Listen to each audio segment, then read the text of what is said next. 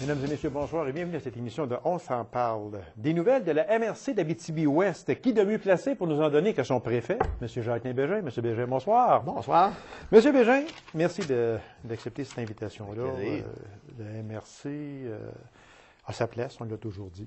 Une MRC, c'est le porte-parole d'une région, d'un secteur donné. Alors, c'est important aussi, les MRC transportent de gros dossiers. Puis, de plus en plus, et ont leur mot à dire aussi de plus en plus, se font aussi les porte-parole des municipalités versus les gouvernements, etc. Alors, on a beaucoup de choses à discuter, M. Bégin. On va commencer avec une nouvelle qui est tombée, des nouvelles. Est-ce qu'on peut dire qu'il y a des nouvelles qui tombent assez solides depuis un certain bout de temps? Régime d'austérité, on ne rentrera pas dedans parce qu'il ne faut pas se fâcher, il faut faire attention à notre cœur, qu'on nous dit. Mais on va faire, comme je dis tout le temps, un petit entrefilet. C'est sûr qu'on est dans un régime d'austérité. Le déficit zéro prévu pour 2015-2016. On en a parlé, j'en ai parlé ici beaucoup avec mes invités. On est à peu près tous unanimes à dire que ça va trop vite. On aurait dû échelonner sur 2 ans, mais en tout cas, de toute façon, on a un premier ministre qui dit qu'il sait qu'est-ce qu'il fait. Alors, on va suivre le courant, malgré que le courant, mais des fois, on aimerait ramer à contre-courant, mais on manque de rame. Comme on dit, on manque de rameurs aussi. On dirait que le courant soit moins vite. Soit moins vite. Maintien des services du CLD. Là, on va parler de notre secteur à nous, de la MRC d'Abitibi-Ouest, dont vous êtes le préfet. M. Couillard annonce l'abolition des CLD. Ça a été un effet de bombe. Alors, la position de la MRC sur ce dossier-là, M. Bégin. Nous, dès qu'on a su, on était en congrès et le premier ministre a annoncé l'abolition des centres locaux de développement. Donc, pour nous, le centre local de développement joue un rôle assez primordial avec nos entrepreneurs, mais également en tourisme et au niveau social, beaucoup d'affaires. Oui. Donc, dans un premier temps, ils nous ont annoncé que c'était l'abolition avec une coupure du budget de 55 à 60 %. Et il ne faut pas oublier qu'on avait déjà vécu une coupure antécédente dans l'année, dans la même année d'à peu près 15 %. Donc, on se ramassait avec un budget amputé d'à peu près 60 %. Est-ce qu'on peut faire les mêmes choses avec un budget amputé de 60 %? Je pense que la réponse est assez claire. Mais nous, on ne voulait pas voir disparaître notre partenaire parce que c'est quelqu'un à qui on confiait beaucoup de dossiers et qui en réalisait beaucoup. Donc, tout de suite, le premier week-end, il y a eu des contacts qui ont été pris avec le président du CLD, son directeur général, la direction générale de notre MRC, même j'ai eu une discussion avec M. Gendron, et on s'est entendu de la nécessité de garder un centre local d'emploi. Comment qu'on allait l'appeler, on s'en foutait un peu, mais il fallait absolument qu'on garde au moins une mission première pour tout de suite, avant de voir la suite, parce qu'il faut vraiment oublier que le projet de loi 28 n'est pas encore non, exactement. Donc, on va s'en ir dessus, adopté en mars. C'est ça. Donc, là, on a dit, on va offrir au moins le service aux entrepreneurs, ce qui était là le plus important. Et on a poursuivi avec les agents de développement aussi pour soutenir les communautés. Donc, on a gardé, il y a eu quand même 2 pertes d'emplois. Donc, c'était quand même... mais les autres ont réussi dans une réorganisation c'est ça, parce que dans ces 2 pertes d'emploi-là, il y a une perte d'emploi qui s'est soldée avec un transfert d'emploi à la MRC, si la mémoire est fidèle. Oui. C'est ça. Alors, il y a eu, en fin de compte, une perte d'emploi. Oui, direct. Moi, ce que j'aime pas, mais pas en tout, c'est que les gens vont dire, bon, regarde, une perte d'emploi, c'est quand même pas la fin du monde, mais la personne qui a perdu son emploi, par exemple, elle l'a plus, son emploi. Elle l'a plus, puis il ne faut pas oublier que là, on ne sait pas l'avenir non plus, là. Là, c'est la réorganisation qu'on a faite pour maintenir, pas pour cette année, parce qu'on sait que c'est un pacte qui est transitoire. Donc, là, on s'installe, on regarde nos missions qu'on veut maintenir, mais on ne sait pas l'avenir là directement dans le nouveau pacte fiscal. Qu'est-ce que le gouvernement va nous offrir? Est-ce qu'il va rester? Donc, on aura des choix qui s'avèrent probablement difficiles à faire. Là. Mais là, il faut dire une chose, M. Bégin, quand même. Est-ce qu'il peut y avoir des changements?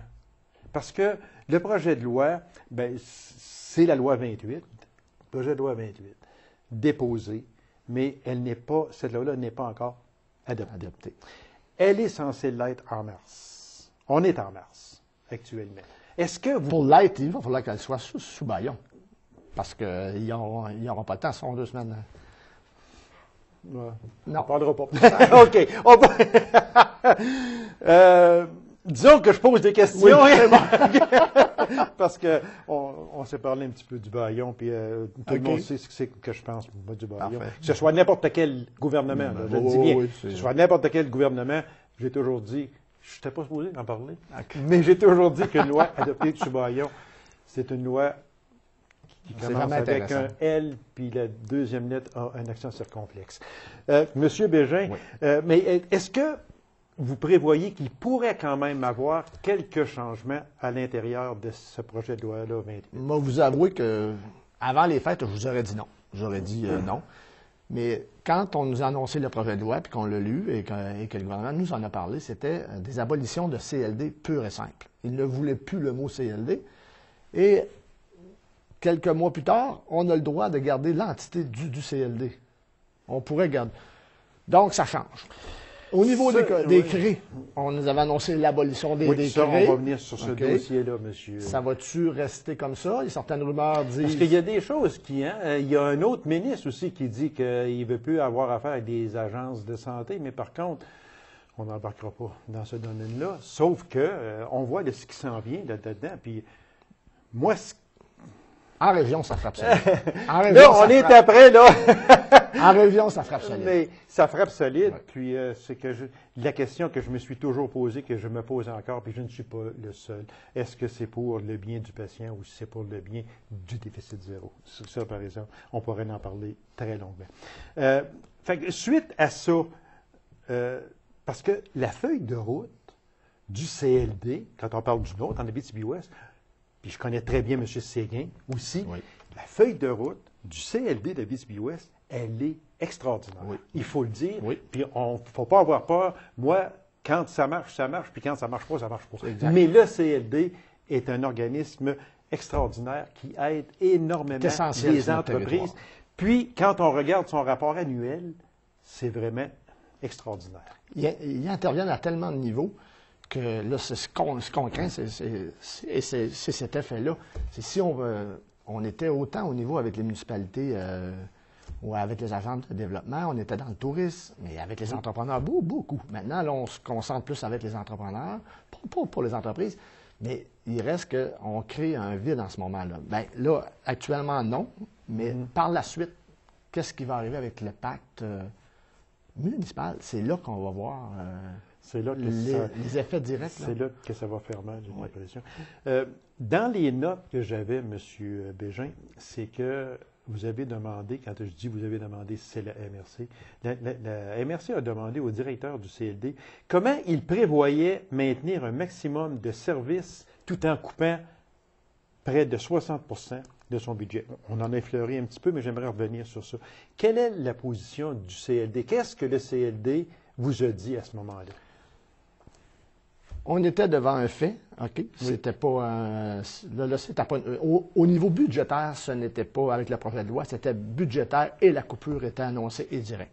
Okay. Donc, peu importe qu'on procède à une abolition, un déplacement ou tout ça, moi, la question que j'ai posée à M. Séguin, j'ai dit avec une amputation de 60 % du budget, quelle mission essentielle on doit garder et conserver pour le moment pour s'assurer qu'on offre un service à nos entrepreneurs et nos entreprises sur notre territoire, parce qu'on sait que c'est essentiel, nous PME. Ah oui. Donc, M. Séguin nous a fait un scénario qu'avec tel budget, il serait capable d'offrir tel service, non sans conséquence. On avait des subventions qu'on pouvait verser, mais maintenant, on a gardé le FLI qu'on appelle. Le FLI, le Fonds local d'investissement. Lui est resté. Mais le reste, on avait d'autres petites subventions que eux autres ont disparu, mais le soutien avec notre personnel, qui sont quand même spécialisés à plein, donc ça, il est maintenu. Puis c'est ça qu'on croyait qui était l'essentiel. Avec M. Séguin, c'est les recommandations qu'on a eues et qu'on a écoutées, et qu'on s'est organisé pour maintenir un bureau efficace. On est encore au même loyer, parce que ça ne donnait rien à déménager là. Donc, je ne crois pas que les entrepreneurs aient vu la différence immédiate là, en ce moment. Ça va peut-être venir plus tard, comme je vous disais. Non, mais c'est ça, là, exactement. Là. Au moment où l'on se parle, l'impact n'est pas visuel, actuellement. Actuellement, non. Sauf que, plus Sauf on va au aller niveau dans le futur, touriste, au niveau touriste, ça paraît. Là, on commence à voir du monde qui, où c'est qu'on va se ramasser pour tel dossier. Mais pour ce qui est des entreprises et des entrepreneurs, le service est ménu actuellement. Pourquoi, quand une chose va bien, il faut s'arranger pour qu'elle aille mal? Là, vous n'avez pas posé la question à la bonne personne. Ça va vous prendre Non, mais un autre invité. Il n'est pas ici. Ça va vous prendre un autre Il n'est invité. pas ici. Puis, Mais non, c'est difficile parce que nous, ce qu'on sent, ce qu'on a vu, c'est qu'il y a eu beaucoup de décisions prises pour Montréal et Québec, pour les deux grands centres. Donc, on a écopé un peu de ces décisions-là par la bande. Puis, comme je vous disais, nous autres, ça nous rentre dedans en plus parce qu'on est en région. Il y aurait eu moyen, je crois, de moduler ça, puis de faire nos choix. On nous dit qu'on peut les faire, mais quand on peut faire des choix avec des amputations budgétaires comme on a là, c'est très difficile, là. C'est ça. Parce que là, vous venez de soulever un excellent point. Région de Montréal, région de Québec, les grands centres. Eux autres, OK. On prend l'exemple là, puis après ça, on l'envoie dans les régions. Mais juste d'affaires, pour dire d'autres choses, ça ne marche pas. On n'a pas la même réalité. Pas la même réalité. C'est ça.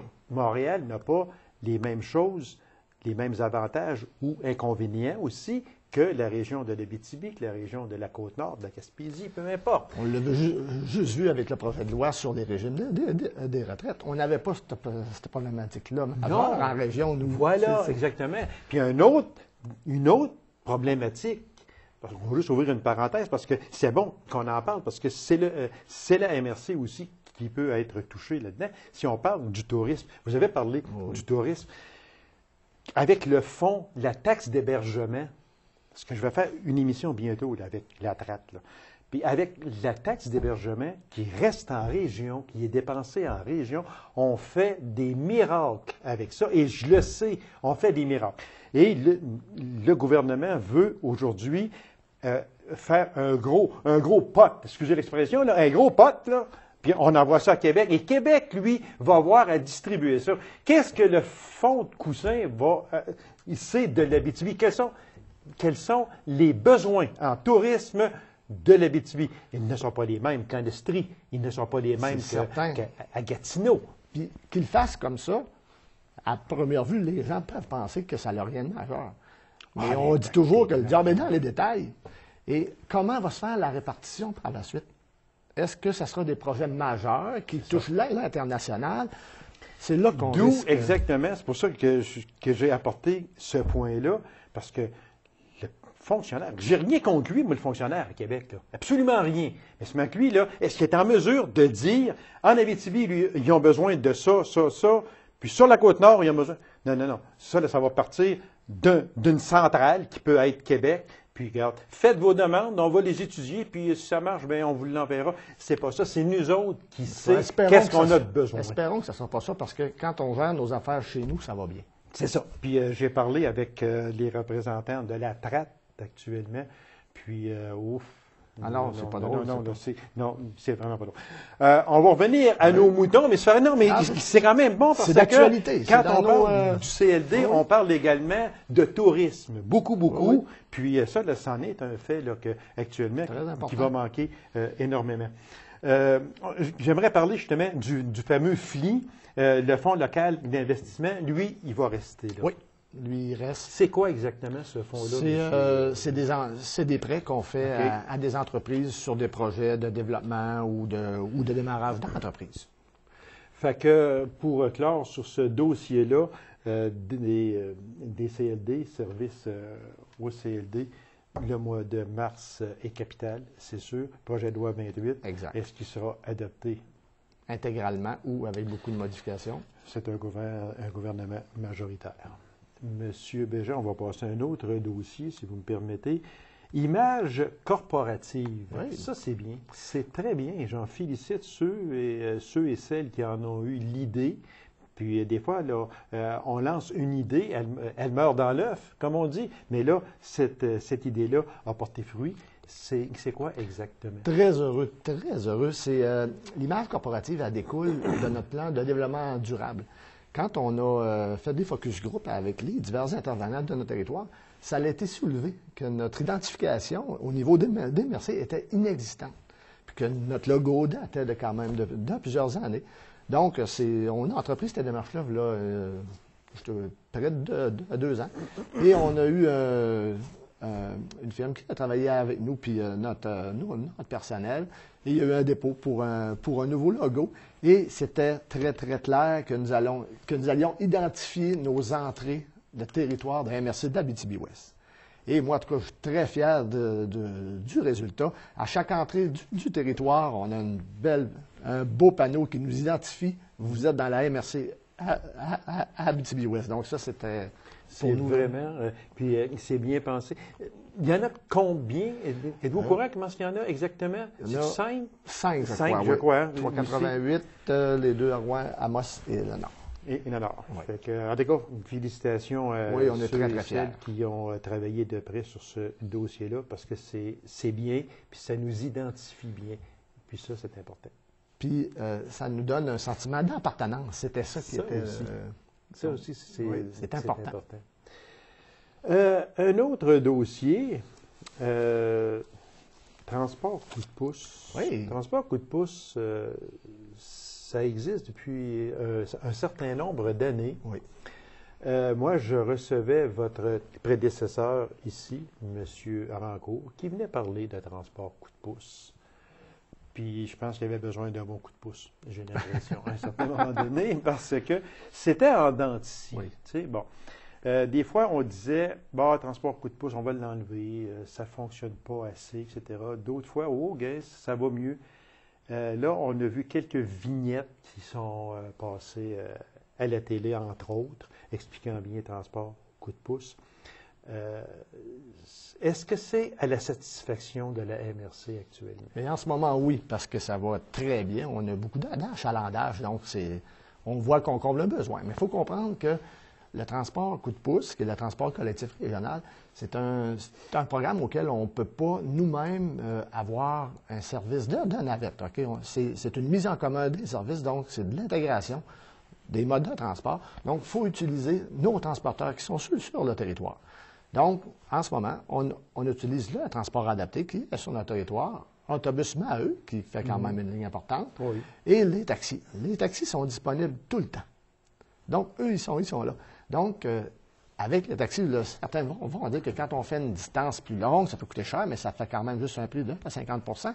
Mais les gens, quand ils vont avoir acquis le réflexe de se mixer ensemble et d'être 3 dans le taxi pour s'en venir... exemple du parquet à la Sarre, ça va être des coûts relativement faibles et que ça va leur permettre de se déplacer à l'heure qu'ils vont vouloir dans la journée. Et c'était un peu ça qu'on voyait qu'avec les gens, que ça ne le fait pas. C'était la disponibilité. Si on prenait le transport adapté, bien, il y avait un circuit. Et okay.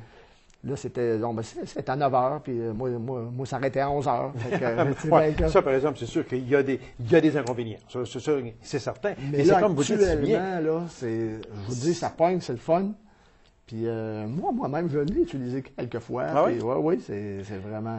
Pour les personnes qui nous écoutent, là, puis que, bon, transport, coup de pouce, ouais, j'aimerais ça avoir plus de détails parce que ça m'intéresserait. J'ai pas d'auto, je demeure à telle place. Il faut que je me rende une fois par semaine à la Sarre, disons. Qu'est-ce que je pourrais faire maintenant que la personne reste soit à Macamic, elle reste à Sainte-Germaine, à Pelmarolles? Dans chaque municipalité, il y a un point de vente des billets coup de pouce. Il faut commencer par rentrer membre, qui est un coût minimum de 5 $. Ouais, c'est 5 $. C'est ça. Donc, une fois que nous demande, on peut acheter les coupons de taxi ou pour l'autobus. Donc, si j'achète pour 100 $ de coupon, ben ça m'en coûte 50.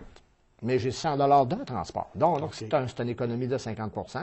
Et c'est là que je vous disais que s'il y a du mixage de avant, bien là, on diminue les coûts. Ben oui, donc, dans toutes les municipalités, il y a des points de vente.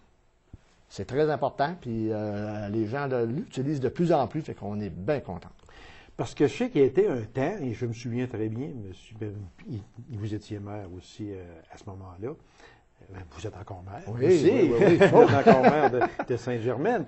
Mais je sais qu'il y a été un certain moment donné que ça allait vraiment pas bien, puis ça a failli disparaître. Là, C'était... quand on parle d'intégration des modes de transport, ça prend des modes de transport. Donc, on n'avait pas ce réflexe-là d'aller vers le privé plus, le privé comme les taxis, exemple, et autobus mal. Donc, maintenant que ces joueurs-là ont accepté d'embarquer dans l'aventure avec nous, parce qu'il faut comprendre qu'eux autres aussi, c'est un peu plus administratif, mais ça augmente quand même le chiffre d'affaires. Donc, une fois que ça s'est instauré et qu'il y a une offre de service qui est plus présente, les gens vont l'utiliser. Donc, c'est peut-être qu'avant, pas peut-être, on n'avait peut-être pas cette offre de service-là pour convaincre les gens de l'utiliser. Voilà. Maintenant, on l'a, donc on peut fidéliser plus notre clientèle. Monsieur Bégin, on va parler d'un dossier que moi, il me semble que ça fait quelques décennies qu'on en parle. Et puis, j'aimerais savoir s'il est finalisé, où est-ce que c'est rendu, le fameux dossier de couverture de risque incendie. Ça, c'est un autre dossier que le gouvernement a demandé. Un autre dossier qu'on tente de gérer des municipalités comme on gère la ville de Montréal. Ou à peu près. Il y avait peut-être des plus beaux côtés un peu, là, mais faut au moins comprendre au début que le schéma de couverture de risque incendie, c'est un outil de planification. Oui. À partir du moment qu'on ne prend pas la décision de fusionner tous les services incendie, ça reste les municipalités qui ont un service incendie puis qui ont fait le service à d'autres, qui sont les maîtres d'œuvre de leur plan. OK? Donc, c'était eux on avait une série de plans d'actions sur 5 ans à réaliser.